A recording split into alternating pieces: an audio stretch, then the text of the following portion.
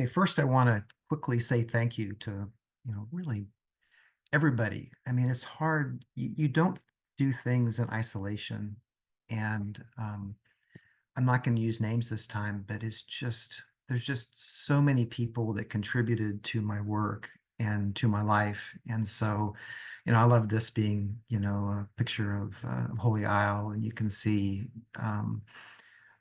Alan at the very top of the hill and my classmates. And of course, you can see Graham also in the foreground looking out to sea. So anyway, it's a team. It's a community that we learn from, and it's something that we learn from a complex system standpoint, which we'll talk about maybe a little bit as we talk about this.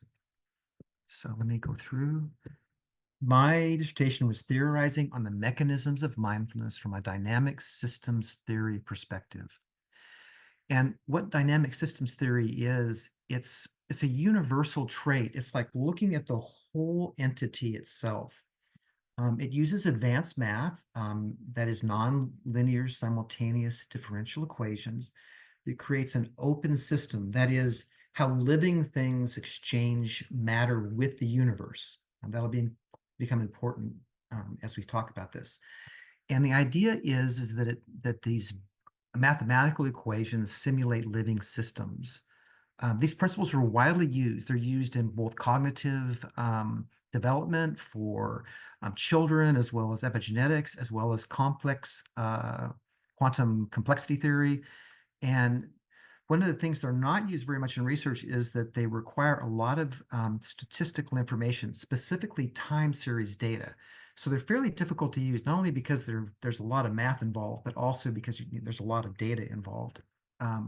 The computer has provided the ability for us to use these tools. My research was a narrative literature review, which was my first part. And then this part is going to talk about a theoretical reflection that I had. My question was, do the proposed theories of the mechanisms of mindfulness use dynamic system theory concepts? In my narrative review, it suggested that there was limited consideration for these concepts in published mechanisms. So because of that, and if you're interested in that part of the theory, you can go back to the first part. I did a theoretical reflection where I created a new dynamic theory of mindfulness. That is a new theory. That is that it aligns with these nonlinear DST concepts, that it provides a level of non-overlapping variables, that they're observable, instructable, manipulatable, and that they broadly consider all the styles of mindfulness, both the traditional, but also the contemporary.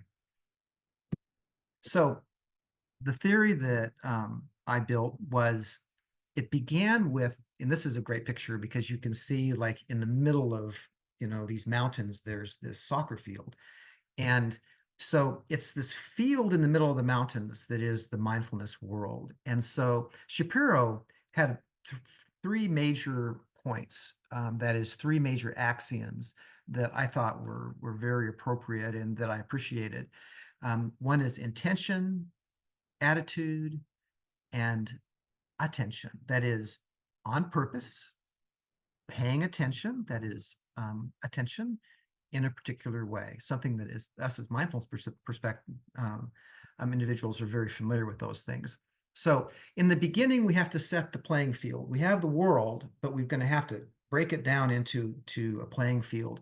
So when we begin with this theory, we have to actually come into what does that court look like? Intention. So I really like Bandera's work. He was an American that was probably the most widely published psychologist in the 20th century. And what he said is the capacity to exercise some measure of control over the nature and quality of one's life is the essence of humanness. That is, it's this human agency. And so it's this volitional idea that if we actually have self-efficient thoughts and ideas, that it's like a generative capacity. That is, it builds. And so I expanded a little bit on what Shapiro said to be more attentional, more volitional when we think about mindfulness. That is, what are the people doing? What is it that is actually happening and not happening with the intention That is the way mindfulness works. So that's axiom 1.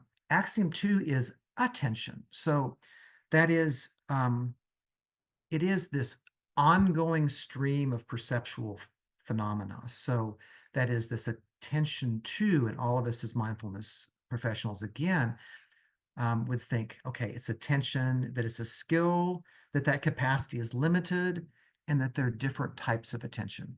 And sometimes people don't think about that, and particularly in the mindfulness world, that there's different types of attention. But Brown and Ryan were really good when they said that is, there's both the concentration, which is the one that is really commonly thought of when it comes to mindfulness. But there's also the awareness insight work that's a little less common, but there's these different types of attention. And so that more broad thought related to the axioms. And there's also attention to kindness. There's attention to compassion. There's these attentions that we have that are all unique, different styles and types. And then the third was attitude. And I went back to Kabat-Zinn, the intentional, the emergent present value, the heart, affectionate, compassionate, friendly presence, non-goal oriented, these things that are, and then from awareness standpoint, it's the non-judgmental, that deep, penetrating consideration, curious, that perpetual and persistent, what is this? That curiosity. And then also letting go of the illusionary past and future. That is that falling into the present.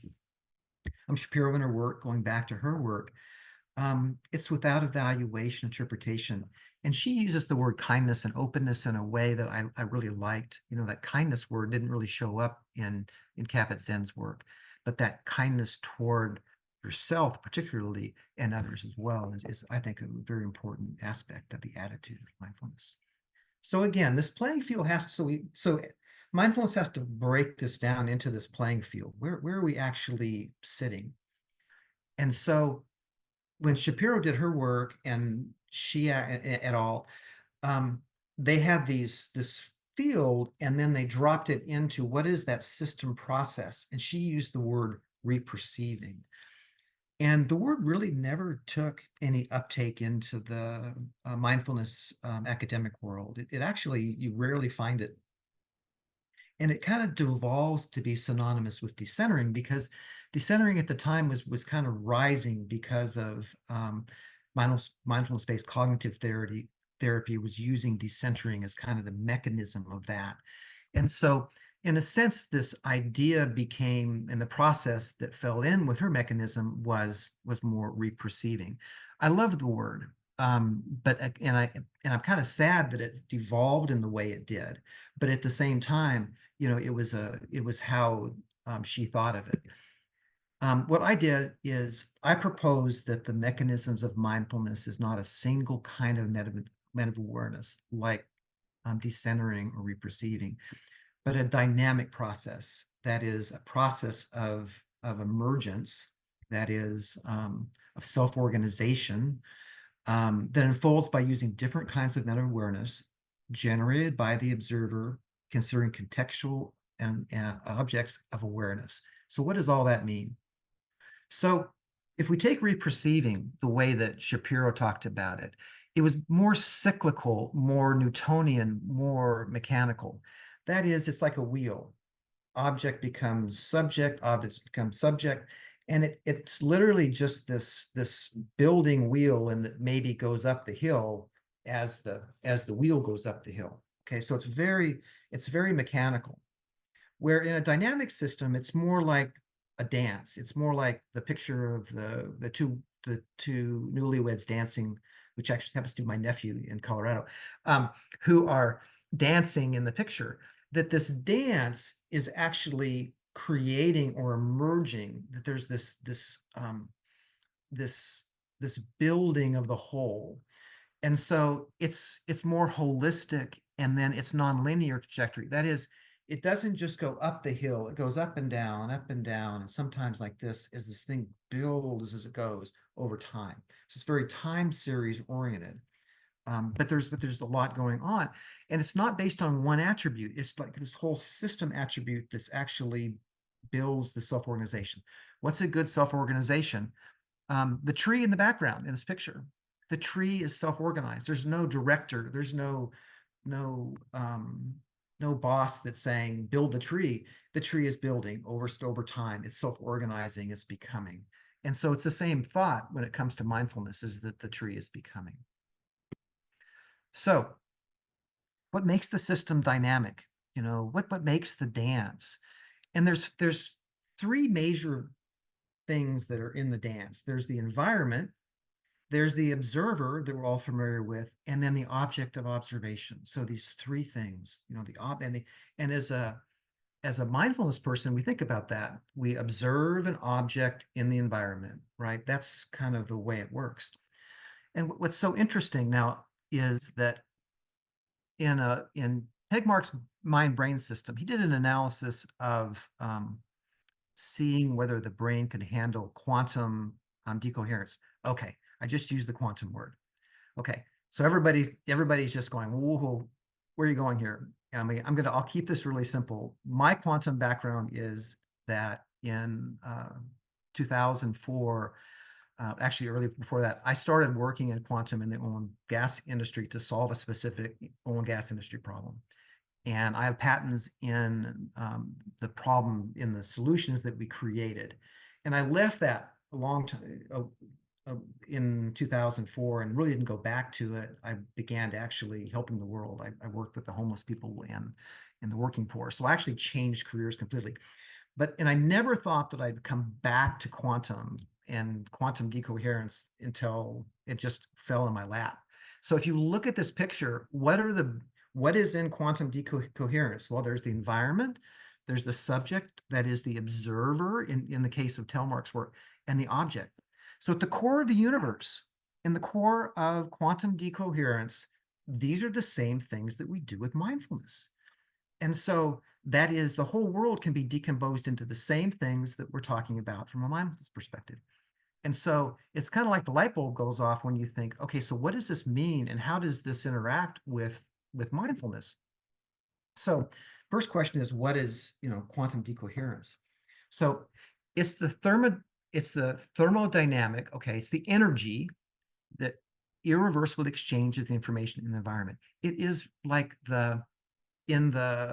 it's like the bursting of reality that we can actually see anything into our world. It's literally just the energy that collapses in so that we can actually perceive the world. It's crucial to the emerging macro world. Okay, so what's macro and what's micro? So macro is what we see and what we live in this warm, fuzzy world. Micro is really small, okay? Micro is the size of that tree in this picture. In the size of the universe is where quantum happens, okay? So it's tree universe, and it's incredibly cold down there. It's actually, so it's not only can life not happen in the bottom of quantum, but it's incredibly small. And so when you think about quantum and you think about quantum in the brain, it begs this question. Okay, so if that's quantum, it's really small and it's really cold. Well, how does it interact up here in this warm, fuzzy world that we live in? And so the question is, that was Tegmark's question. So the scientist said, hey, in the brain, in this warm, fuzzy environment with nerve cells, can these events happen? And his point was no. Okay, that is that it's 10 trillion times slower. So the brain is 10 trillion times slower than what happens in the tree in the universe. I mean, it's incredibly slow. And so, and that really is the reason that scientists are skeptical about, at the macro level, that these micro level effects are in the brain specifically. Now, it doesn't mean that quantum doesn't impact the brain, and there's a heck of a lot we don't know, because this stuff is less than 100 years old. I mean, so we really don't know what's going on here. But the point is that do those quantum impacts work within the warm, fuzzy mechanics, okay, Newtonian mechanics of the brain? And his suggestion was no. But he said something really interesting that caught my attention. And that was, but there's quantum-like processes that we see in the brain. There's these things that just don't make a lot of sense. And so even though those fundamental, decoherence events are 10 trillion times slower, he said there's something else. And that is, that question is the something else, and he didn't roll out quantum-like processes. Now, there's other people that have done work in this area, that is brain-wide quantum. It's an area of a lot of conversation and not conflict, but just differences of opinion here. But my question, and what I felt, because I'm kind of a conservative person, was, mechanically, is it possible? And Tegmark said, yeah, that there's something else going on. So there is some plausible idea that there could be quantum-like coherence.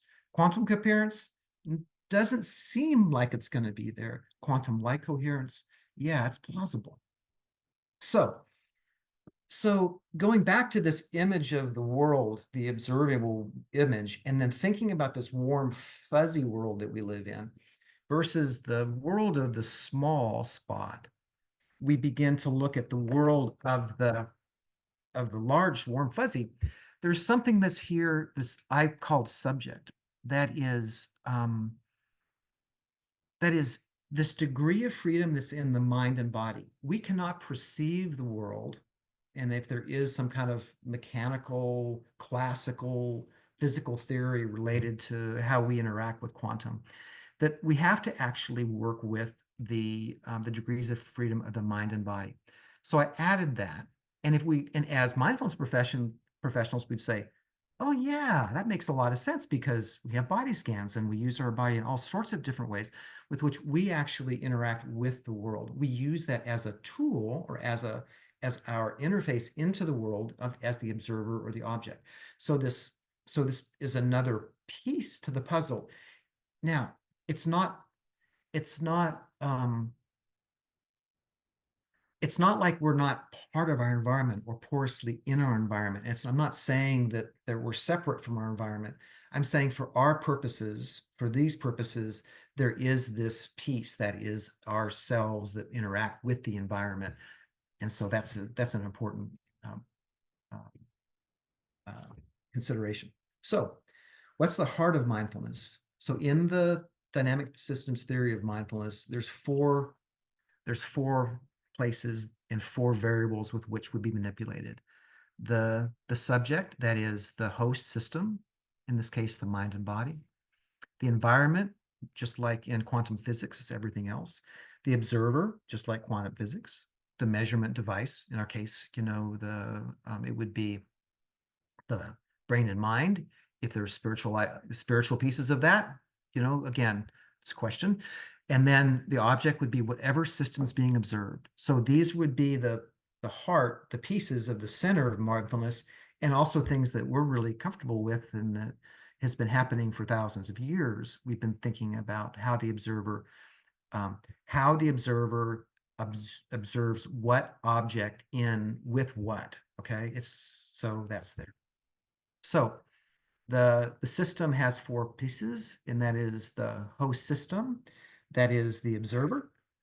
So that is the degrees of freedom of the body and parts of the body and the physical properties of the brain. It's a living homeostasis, that is, the subject is required. That is a live system to take willful action of the observer. That is, it's considered like a bridge across. It spans with the environment. And for the purposes of this theory, the subject is a separate system, even though it's an interwoven part of the environment. Everything except the subject is in the environment. So it consists of, basically, just like in quantum, it's an infinite phenomena. So there's no limit to what could potentially be in the environment. The observer is the measurement device. In this case, I'm using meta-awareness. That is the objective awareness of the flow of internal events. There are three papers that I studied that actually all considered meta-awareness as the mechanism of mindfulness. But under this scenario, the observer in this theory is one part of a system, all these things, because we're dealing with an emergent system. There's what is observed, how it's observed, and everything else is actually part of this process. There's just not one mechanism. And then the object is the degrees of freedom of the observer that's interested in study. And it's important to consider this as a phenomena. That is, that there are external and internal events that are objects of this conceptual world. It's kind of like the Buddhist concepts of anicca, that is, the observation of a phenomena are transitory. That is, they're not this idea of the contextual events. So in our case, the mindfulness of breath, as we would say, you don't think of the breath in a contextual way. It constitutes a transitory feeling or process of breathing. And so the dynamic theory of mindfulness would be the landscape, that is intention, attitude, and attention. And then in the center, going back to the core quantum decoherence ideas with the addition of the subject. So with that, I pass that on to Jane.